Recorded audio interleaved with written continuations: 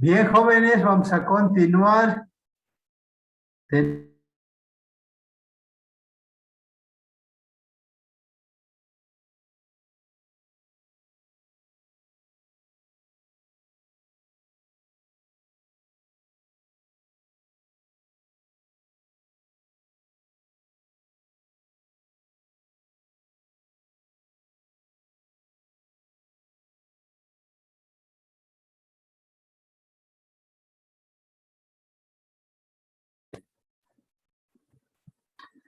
Stephanie está presente.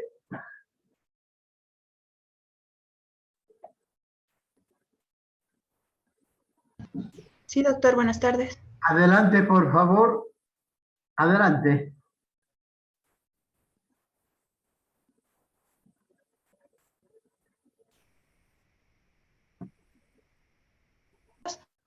Yo voy a exponer lo que es Pitiros pubis. Eh, Explicando un poco, la pediculosis púbica es una infestación parasitaria producida por el piojo Pitiros pubis, llamado también piojo chupador o ladilla. La etiología. Los piojos son ectoparásitos muy específicos de cerdos, perros, ratas, gatos, ovejas, monos y muchos mamíferos más. Los piojos específicos del hombre son Pediculus humanus, con dos variedades, que son la Capitis corporis y Pithyrus pubis.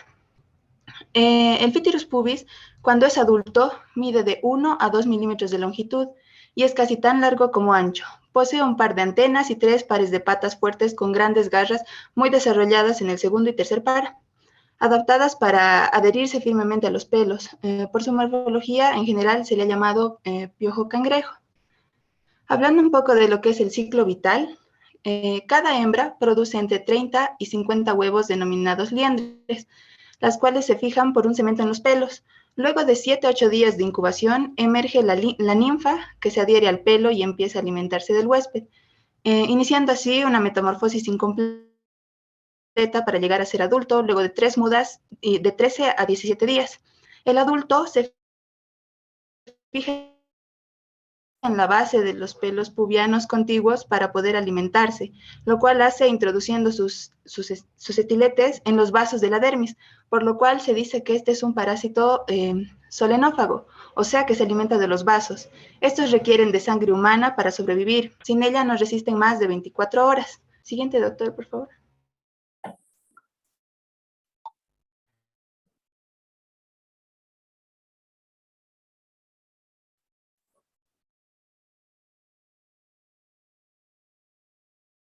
Está lento el internet. Ahora sí. La clínica. Existe un periodo asintomático de por lo menos 30 días desde la contaminación con el parásito. En general, rara vez el paciente aloja más de 10 piojos. El síntoma principal es el prurito, que es muy intenso y se debe a la picadura de los insectos. Por eso es común encontrarse con lesiones secundarias por el rascado, como escoriaciones, licuenefacción o impetiginación.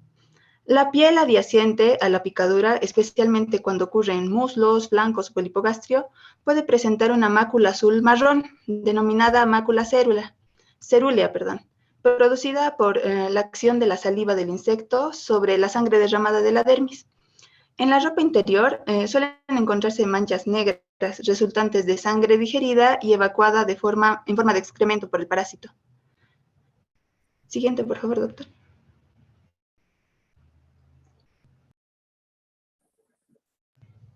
El diagnóstico diferencial incluye lo que son las tiñas, piedras, foliculitis, triconodosis, tricomicosis nodosa, eczemas, nevus melanocítico, dermatitis cenicienta, eritrasma y sarna.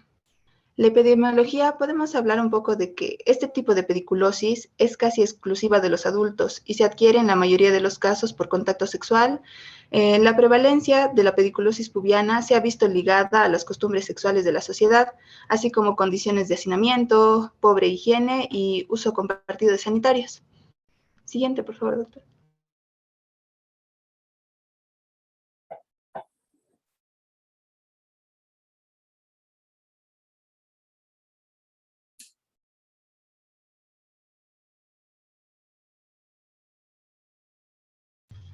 Diagnóstico. Los piojos y las liendres se identifican con una lupa o microscopio. También se pueden ver mejor al colocar una linterna que ilumine lateralmente el vello pubiano. Las muestras de pelo para examen de laboratorio se pueden enviar en fresco o conservadas en etanol al 75%. El examen directo en fresco con lupa o microscopio demuestra las liendres y los piojos. La blefaritis por Phytirus pubis es ocasional y se considera un sitio usual de infestación en los niños, en los que puede ser también un indicador de abuso sexual. Respecto al tratamiento, históricamente se practicó el rasurado. El medicamento debe ser ovicida y ectoparaticida. En general, los huevos son más resistentes, por lo cual algunos preparados deben repetirse 7 días después de la aplicación inicial, cuando las ninfas eclosionan de las liendres. Con gran éxito se usó lo que es el DDT al 2% y al 10%, que fue especialmente útil para controlar epidemias de tifo epidémico, pero el desarrollo de la resistencia al insecticida y el efecto deleterio de este en la naturaleza hicieron que se aboliera su uso. Otra forma de manejo también es el gamma-benceno o lindano, que viene en presentación como shampoo, crema o loción al 1%. Luego del baño con un shampoo corriente se seca el pelo bien y se aplica una onza del shampoo de gamma-benceno, que se esparce bien y se deja actuar durante 4 minutos. Después de lo cual se añade agua para hacer espuma abundante. Se enjuaga enseguida. Otro remedio también que tenemos es la ivermectina, que es un ovicida y parasiticida eficaz, con amplio rango de acción contra varios helmintos y ectoparásitos. La ivermectina, que normalmente es de uso veterinario, se ha adaptado para su uso humano, disolviendo 9 ml del producto en 10 ml de shampoo, al cual se aplica localmente durante 3 minutos y luego se enjuaga. Eso es todo, doctor. Gracias. Bien, interesante. Pero el mejor tratamiento sería el rasurado, creo, ¿no? Así no habría dónde criarse. Bueno, pasamos al otro tema que es Sarcoptes escabiei. Matilde está. Matilde.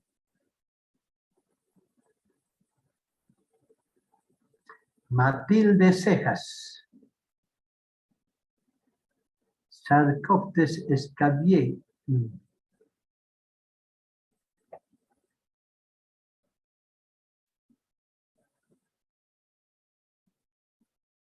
Bien, adelante Matilde.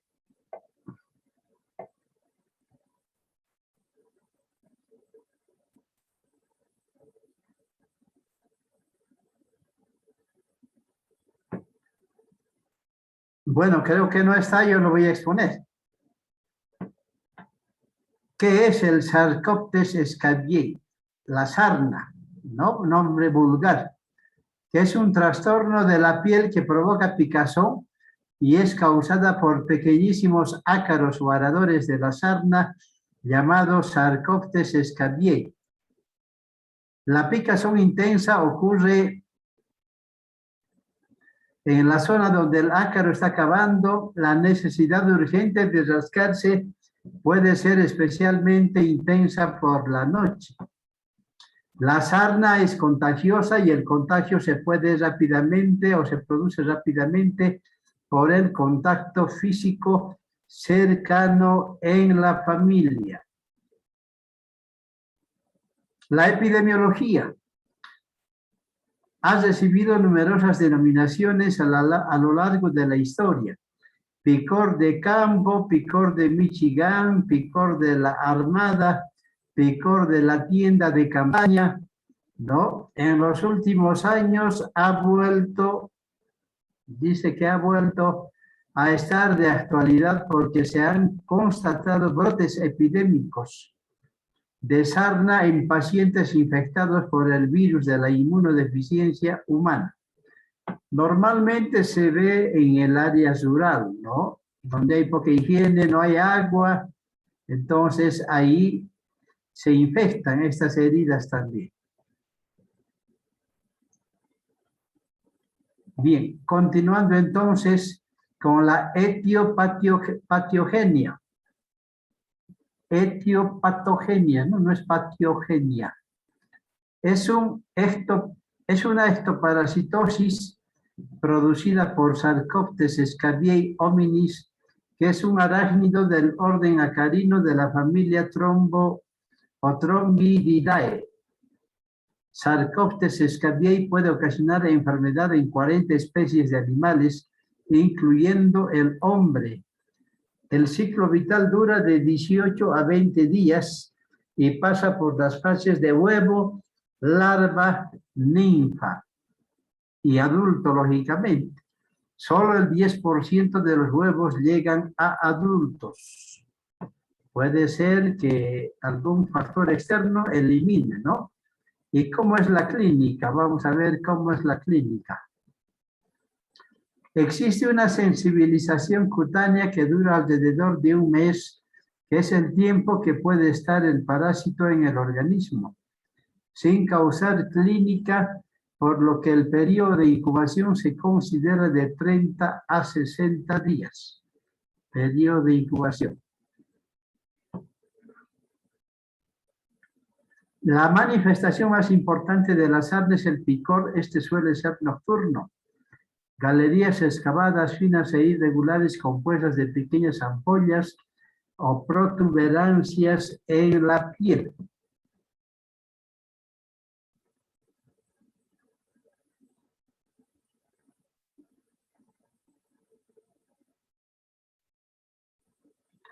Bien, continuando entonces tenemos ahí el diagnóstico. El diagnóstico en muchas ocasiones exige un índice alto de sospecha porque las lesiones pueden ser escasas y no siempre características. El diagnóstico de la sarna es fundamentalmente clínico. Se han de sumar la sintomatología florida, la morfología típica de las lesiones y la localización igualmente típica, el prurito nocturno y el contagio familiar. La confirmación de la parasitosis se realiza por el examen microscópico del material que se obtiene. Tras el rascado de los surcos y la demostración del ácaro de sus huevos o las deposiciones. Y por último, el tratamiento. ¿No? El tratamiento de elección es la crema de permetrina al 5%, aplicada en la piel seca cubriendo todo el cuerpo, incluyendo las palmas de las manos, debajo de las uñas, las plantas de los pies y la ingle, y se deja actuar durante 8 a 14 horas. Por otro lado, como tratamiento, podrán prescribirse antihistamínicos para aliviar el prurito, que puede durar semanas aún después de que la sarna haya desaparecido. El prurito puede persistir después de la finalización del tratamiento tópico. Entonces, no está de más, hay experiencia, hay que buscar este tratamiento tópico. Con eso habríamos terminado este tema de Sarcoptes scabiei también, ¿no? Bien, vamos a ponerle su nota a la persona que no se presentó. Bien, tenemos tiempo, tercera parte, teníamos que avanzar la epidemiología analítica. Y vamos a entrar a eso, ¿no? Vamos a compartir y buscar la epidemiología analítica. ¿Dónde está? Aquí está. Bien, ¿no? Entonces acá vamos a avanzar.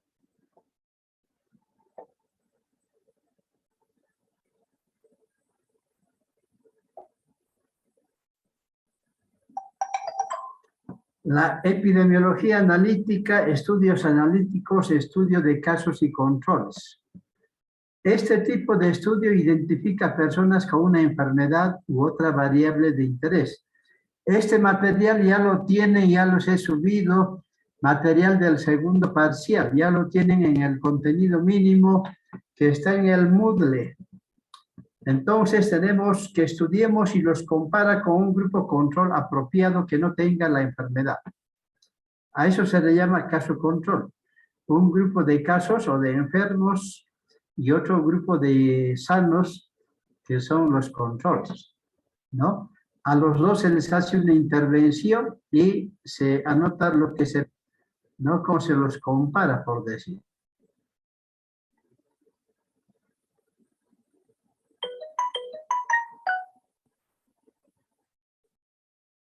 La relación entre uno o varios factores relacionados con la enfermedad se examina comparando la frecuencia de exposición a este u otros grupos, ¿no?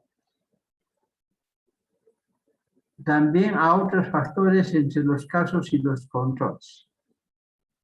Este tipo de estudio, que es de los más utilizados en la investigación, se le podría describir como un procedimiento epidemiológico analítico, no experimental con un sentido retrospectivo, ya que partiendo del efecto se estudia sus antecedentes, en el que se seleccionan dos grupos de sujetos llamados casos y controles, según tengan o no tengan la enfermedad.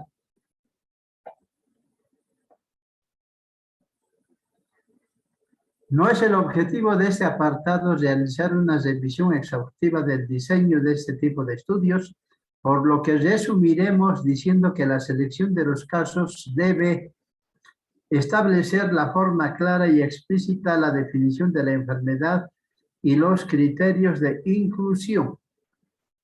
Y B, los casos deben ser incidentes, ya que los casos son prevalentes.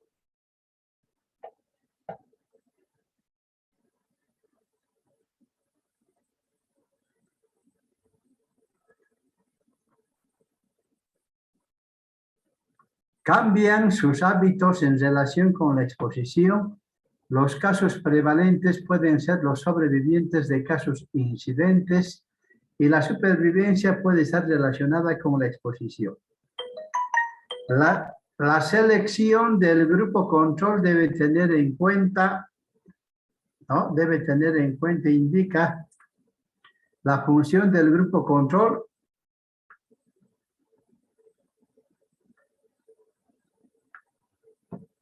No, la función del grupo control, que es estimar la proporción de exposición esperada en un grupo que no tiene la enfermedad.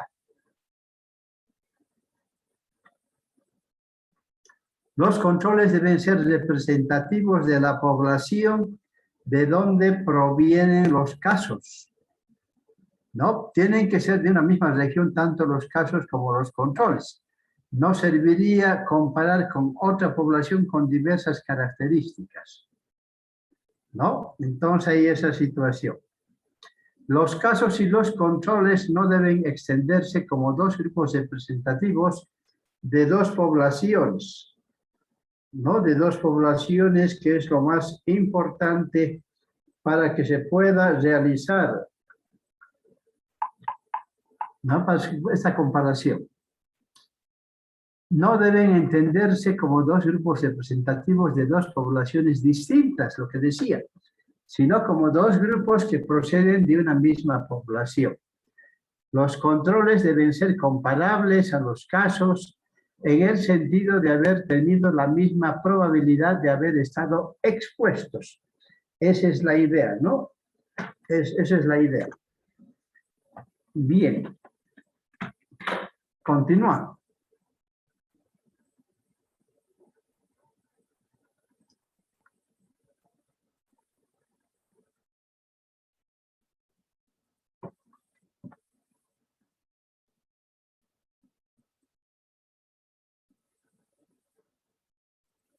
Estudio de cohortes o de seguimiento.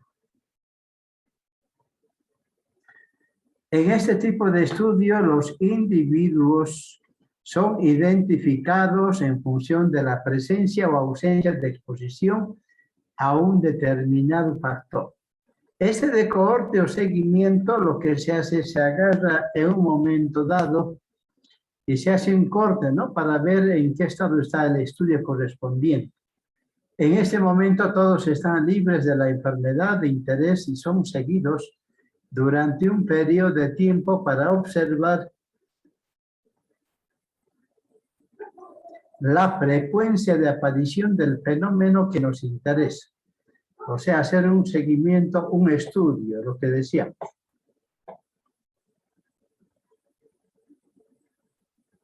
Si al finalizar el periodo de observación la incidencia de la enfermedad es mayor en el grupo de expuestos, podremos concluir que existe una asociación estadística entre la exposición a la variable y la incidencia de la enfermedad. Los estudios de cohortes pueden ser prospectivos y retrospectivos, dependiendo de la relación temporal entre el inicio del estudio y la presencia de la enfermedad. En los retrospectivos, tanto la exposición como la enfermedad ya han sucedido cuando el estudio se inició. En los prospectivos, la exposición pudo haber ocurrido o no, pero desde luego lo que aún no ha sucedido es la presencia de la enfermedad. Es el nombre que se entiende, ¿no? Retrospectivo. Yo diría, digamos, vamos a hacer un estudio retrospectivo de enero a agosto, por ejemplo, de cierta patología. Eso es retrospectivo, lo que ya pasó. Y prospectivo de ahora hasta diciembre, por ejemplo. No sabemos qué va a pasar, pero queremos hacer ese estudio. A eso se le llama prospectivo.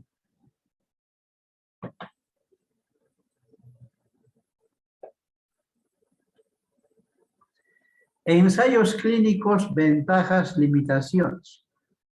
En estos ensayos clínicos hay mayor control en el diseño, menos posibilidad de sesgos o de errores debido a la selección aleatoria de los grupos, son repetibles y comparables con otras experiencias, pero tienen un costo elevado. Hay limitaciones de tipo ético y responsabilidad en la manipulación de la exposición. Hay dificultades en la generalización debido a la selección y a la propia rigidez de la intervención. Es un ensayo clínico. Hay muchos ensayos, ¿no? Estudios de cohortes, ventajas y limitaciones. Estiman la incidencia, o sea, los casos nuevos. Hay mejor posibilidad de sesgos, de errores, en la medición de la exposición. Hay un coste elevado, dificultad en la ejecución. No son útiles en enfermedades raras, requieren generalmente un tamaño muestral elevado. El paso del tiempo puede introducir cambios en los métodos y criterios diagnósticos y posibilidad de pérdida en el seguimiento. Un estudio de cohortes, ¿no? Nos da estas pautas.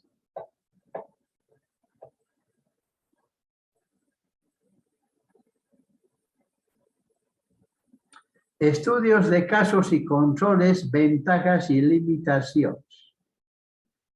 Relativamente menos costosos que los estudios de seguimiento, tienen corta duración.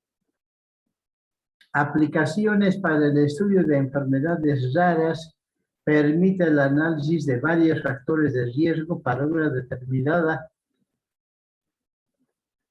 enfermedad. No estiman directamente la incidencia o casos nuevos.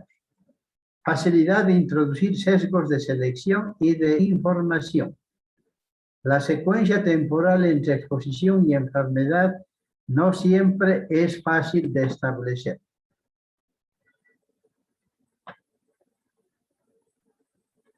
Casos y controles. Ahora pasamos a estudios transversales. Ventajas y limitaciones. Fáciles de ejecutar, relativamente poco costosos, por sí mismos no sirven para la investigación causal. Se pueden estudiar varias enfermedades y o factores de riesgo a la vez. caracterizan la distribución de la enfermedad respecto a diferentes variables, precisan poco tiempo para su ejecución, útiles en la planificación y administración sanitaria, identifican el nivel de salud, los grupos vulnerables y la prevalencia, no son útiles en enfermedades raras ni de corta duración, hay posibilidad de sesgos de información y selección. Sesgos. Errores quiere decir, ¿no? Errores. Estudios experimentales. Todo eso lo tienen en el contenido mínimo.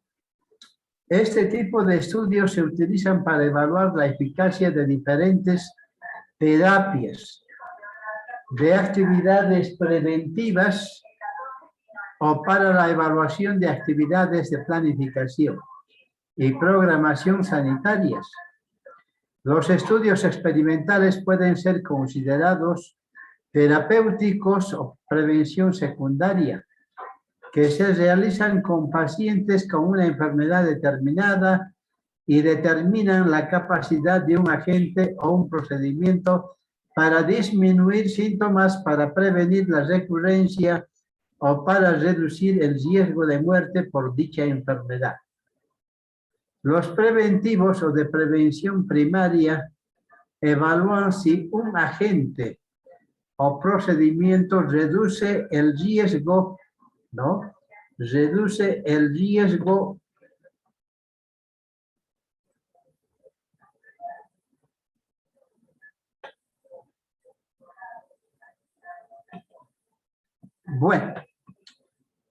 reduce el riesgo de desarrollar una enfermedad. Bueno, estaba pegado eso y quería separar, ¿no? Bien. Por ello, los estudios experimentales preventivos se realizan entre individuos sanos que están a riesgo de desarrollar una enfermedad. Esta intervención puede ser sobre una base individual o comunitaria a toda una población determinada. Eso como estudios experimentales. Como ensayos de campo, tratan con sujetos que aún no han adquirido la enfermedad o con aquellos que estén en riesgo de adquirirla.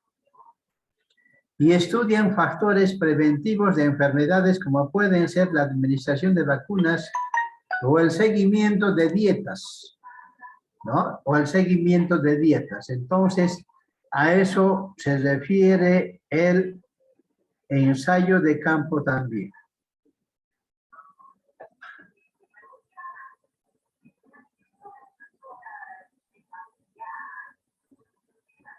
Luego tenemos ensayos comunitarios. Incluyen intervenciones sobre bases comunitarias amplias, o sea, en la comunidad, ¿no? Ese tipo de diseño suele ser cuasi experimental. Existe manipulación, pero no aleatorización, en los que una o varias comunidades recibirán la intervención, mientras que otras recibirán como control. Los estudios experimentales sí tienen un diseño cuidadoso con un tamaño muestral suficiente. Un proceso de aleatorización adecuado, una intervención y un seguimiento perfectamente controlado pueden proporcionar evidencias muy fuertes que nos permitan emitir juicios sobre la existencia de relaciones causales entre variables, lo más importante, entre variables.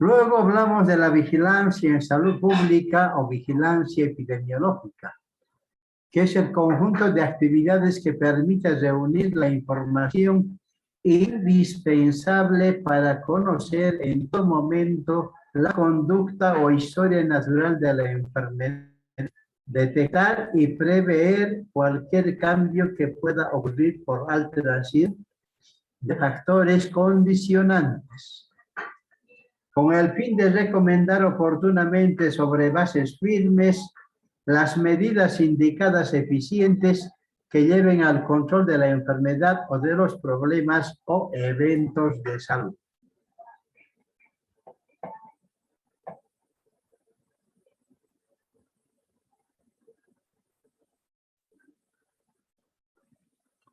Luego tenemos la notificación obligatoria en casos en Bolivia, formularios utilizados, rol del médico en la vigilancia y vigilancia en laboratorio. El concepto de vigilancia epidemiológica es la observación y el análisis rutinario tanto de la ocurrencia y distribución de enfermedades. También se lo considera como la información para la acción. La información para la acción, otro concepto más simple de la vigilancia epidemiológica.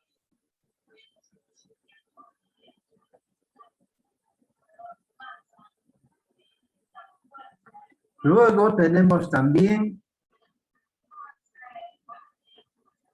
actividades básicas de la vigilancia epidemiológica. Primero tenemos la recolección de datos que debe estar precedida por una cuidadosa selección de las enfermedades o condiciones que serán sujeto de vigilancia epidemiológica, de los datos a recolectar y del mecanismo de recolección y su frecuencia. Una vez definidos los datos necesarios, los pasos a seguir serán los siguientes. 1. Identificar las personas o servicios con los cuales se va a trabajar o proveer de datos. Ahí estarían médicos, auxiliares, hospitales, registro civil, líderes comunales, etcétera, que puedan proveer datos, ¿no? B. Establecer instrumentos adecuados para la transmisión de los datos entre los notificantes y el servicio de salud. O sea, ahí tenemos también los formularios, visitas a los servicios, teléfono, etcétera. Y la frecuencia con que deben ser notificados. C. Organizar registros simples de datos en el servicio de salud, tarjetas, libros, ficheros, etcétera. Luego tenemos el análisis e interpretación de esa recolección de datos. La consolidación y presentación es el agolpamiento y el ordenamiento de los datos recolectados en cuadros, figuras o mapas que pueden facilitar su análisis e interpretación. El propósito será de establecer tendencias de la enfermedad a fin de detectar los incrementos, descensos o cambios que puedan ocurrir en su comportamiento. Identificar los factores asociados con el posible incremento o descenso de casos y de funciones e identificar los grupos sujetos a mayor riesgo. Y C, identificar las áreas en que puedan aplicar las medidas de control, ¿no? Las medidas de control. Luego tenemos la ejecución de acciones de prevención o control, que se iniciará tan pronto como será posible la aplicación de las medidas de prevención o control más adecuadas a la situación, que tendrían que ser más oportunas y eficaces. Y por último, la diseminación de la información. La diseminación de la información deberá ser periódica para que resulte el análisis e interpretación de los datos base para la toma de medidas de control.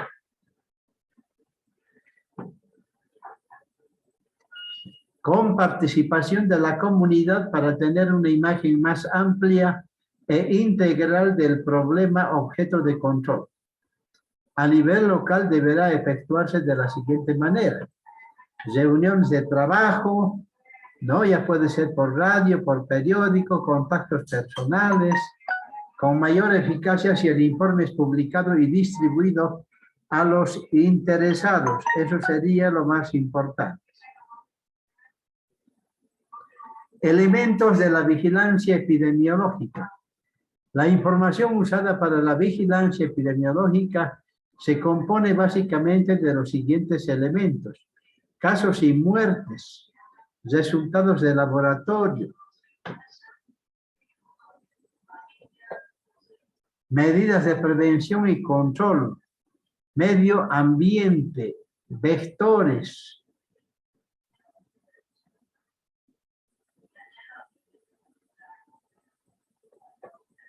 reservorios, población, ¿no? Con la cual se va a trabajar. Mecanismos de la obtención de datos. Primero, la notificación, que es el procedimiento a través del cual el personal de salud informa rutinariamente a los encargados de los programas sobre los casos y otros eventos ocurridos en su área de trabajo.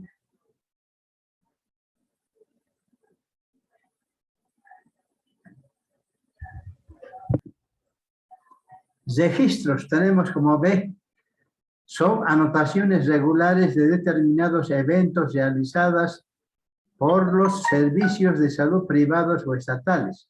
Acá estarían las muertes, nacimientos, vacunaciones, casos, hospitalizaciones. Y por último tenemos también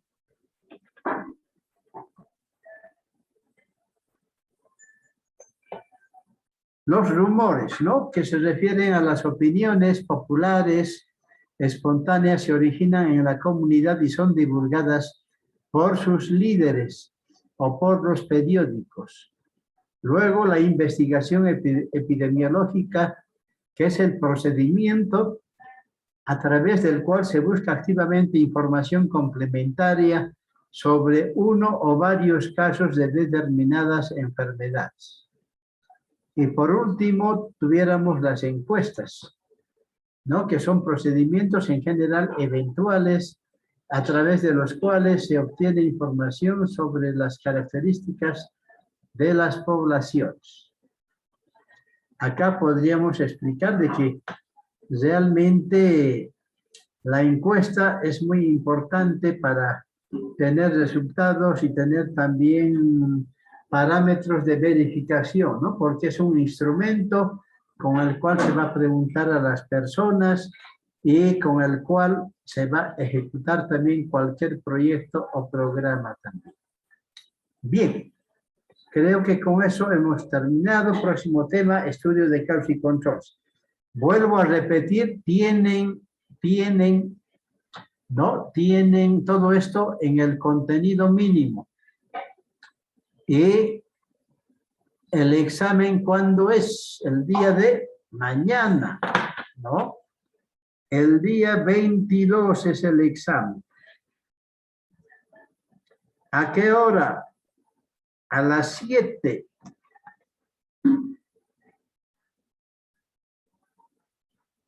A las 7 de la mañana, el día de mañana 22. Hoy es 21. Mañana entonces se tiene el examen. No se descuiden. 20 preguntas, cada uno vale 1.25 y 30 minutos van a tener. Yo las prácticas, las notas las voy a pasar a la doctora Angélica, 10 ponderado, ¿no? Y va a pasar eso a la nota del examen. Cualquier momento nos cierra, tenemos última sesión. No se olviden para la asistencia, anotar.